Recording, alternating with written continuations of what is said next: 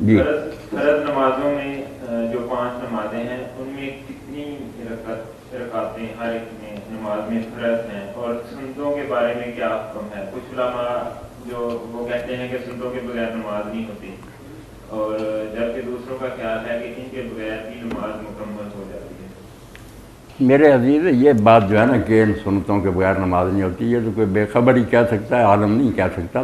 کسی گروہ کا بھی ہو کیوں کہے گا؟ جب کہا ہی اس کو سنت ہے تو نیک کام ہے، کرے گا، بہت اجر انعام ملیں گے، درجے بلند ہوں گے، مگر نماز ان کے بغیر کیوں نہیں ہوگی؟ نماز تو اسی لیے 2 حصوں میں تقسیم ہوگی۔ نماز نہیں ہر عبادت، کہ جیسے رمضان شریف کے روزے فرض ہو گئے، ہر آدمی کہے گا کہ تندرست اور عقل مند آدمی اس رکھے، مگر جو سال بھر میں آپ نے رکھے ہیں 13 14 15 کا بڑا ثواب فرمایا، ہر سوموار اور جمعرات کے رکھتے تھے، ان گنت ثواب ہے، مگر سارے مولوی کہتے ہیں کہ سنت ہے رکھ لو ثواب ہے۔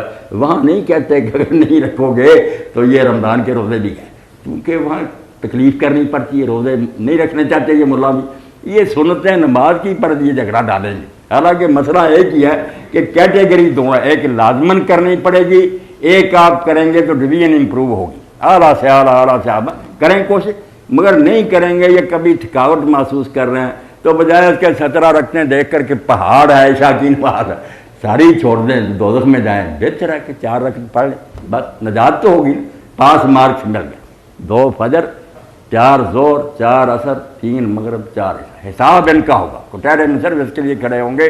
یہ اگر آپ نے کر لیے باقی نہیں پوچھا جائے گا، نہ وطروں کا نہ سنتوں، وہ اگر کریں گے تو بالکل وظیفے اور بالا انعام ملیں گے۔ سادہ بات، اور ڈاکٹر صاحب نے جو بات کہی تھی نا، شروع آپ نہیں آئے تھے کہ وہ جماعت بن سال بعد جب آئے حضور سے کہا کہ اللہ کے رسول میں پوچھنا چاہتا ہوں، قسم ہے اس خدا کی جس نے تجھ کو بھیجا، کتنی نمازیں مجھ پر فرض کی اللہ؟ حضور نے فرمایا 5، اس کے علاوہ؟ فرمایا نہیں، الا ان تطوع، اس کے علاوہ شوق سے کرنا چاہے کر۔ روزوں کا پوچھا، فرمایا رمضان کے فرض ہے اور شوقیہ، اسی طرح زکوٰۃ، حج۔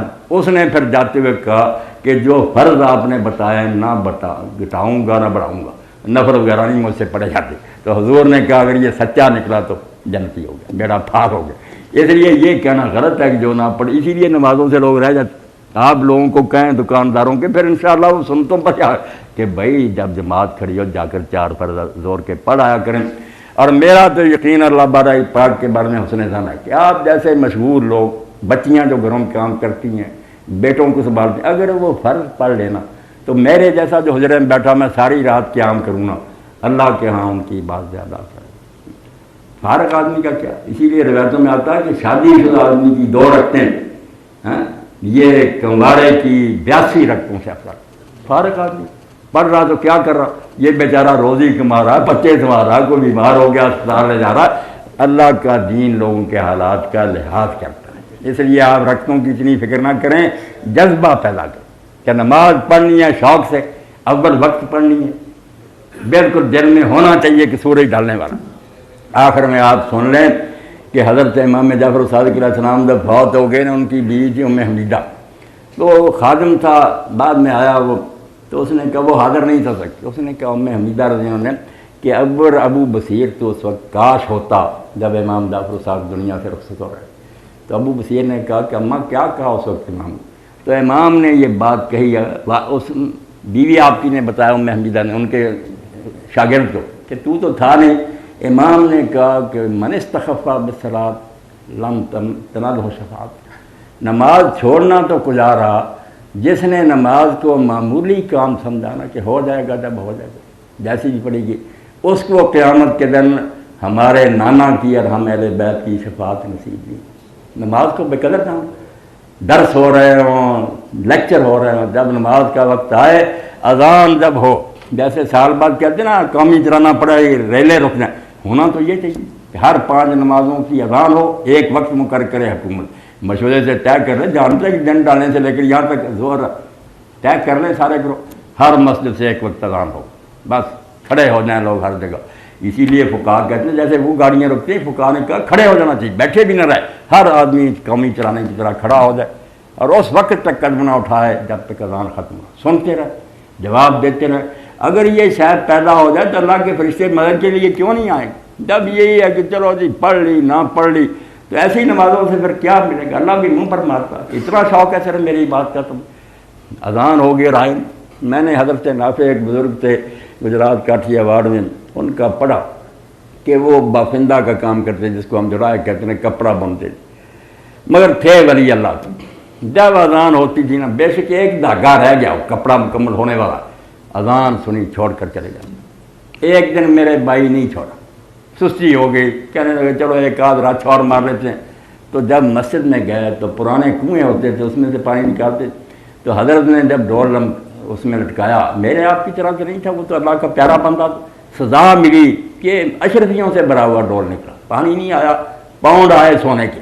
اب اگر وہ ہوتے بے دین تو کہتے یار آج ہی تو نماز قبول ہوئی، نہ انہوں نے الٹا کیا اور سجدے میں گر گئے کہ میری گستاخی کا جواب ملا کہ اگر دنیا چاہیے تو میں نے قارون کو اتنی دی تھی لے لا، اور اگر مجھ سے محبت کرتا تھا تو جب میرا نام سن کر آ جاتا تھا، آج کیوں نہیں چھوڑا؟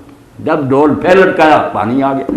تو اللہ سے ایسا تعلق اگر قائم ہو جائے نا کہ جب نماز کا وقت آ جائے آدمی بے چین ہو کہ سارے کام چھوڑو یار، پہلے اللہ کے سامنے سجدہ کرو، بعد میں دیکھیں گے ساری کاروائیاں، پھر اللہ کی مہربانی سے کام بھی ہوں گے، اللہ صحیح بات ہو جائے گا، سکیمیں بھی آپ کی پوری ہوں گی۔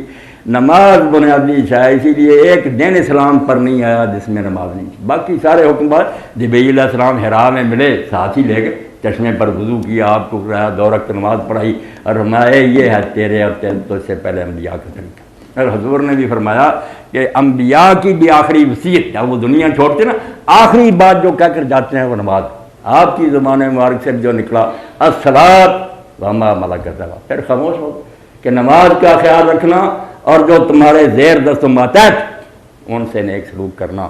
اگر اللہ نے تمہیں کچھ اختیار دیے ہیں، نیچے والوں کو تنگ نہ کرنا، یہ 2 ہی تو باتیں کی کہ اللہ کا بھی خیال رکھنا، ماتحت بندوں کا بھی خیال رکھنا۔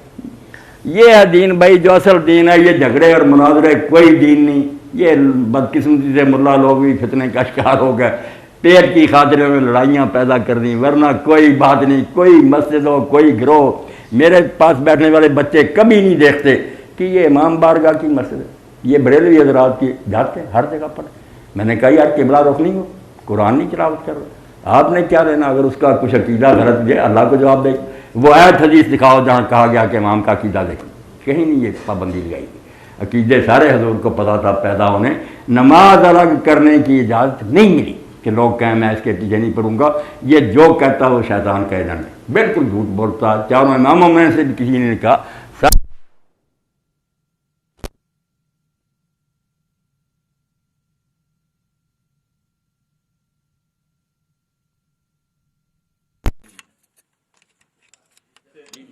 نماز جو ہے جی